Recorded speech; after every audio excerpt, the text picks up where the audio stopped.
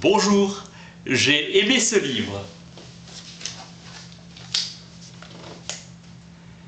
Bernard Kerguellini, La jeunesse de l'orthographe française, 12e au XVIIe siècle.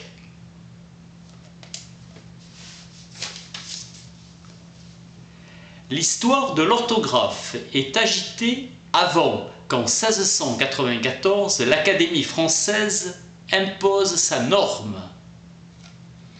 Les réformateurs rêvent d'une adéquation parfaite entre la lettre et le son. L'orthographe médiévale est phonétique. Notre orthographe est à son apogée au XIIe siècle. Ensuite, tout se gâte.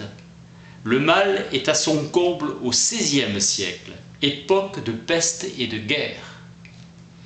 Réduction des mots ramenés à des formes courtes et simples.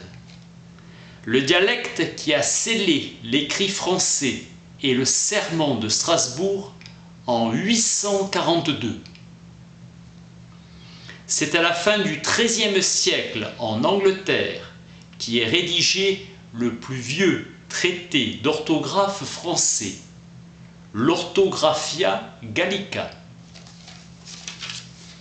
À la Renaissance, l'histoire de l'orthographe s'accompagne d'une pensée des Lumières.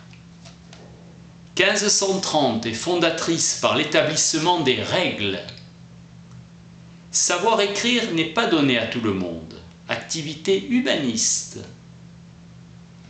Les traducteurs font entrer les néologismes dans la langue. L'orthographe n'est pas une loi, mais une coutume, une tradition.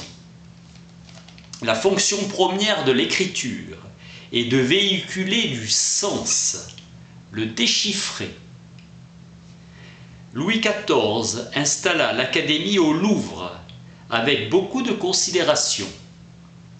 Après la déstabilisation révolutionnaire, Napoléon mit l'Académie sur l'autre rive de la Seine.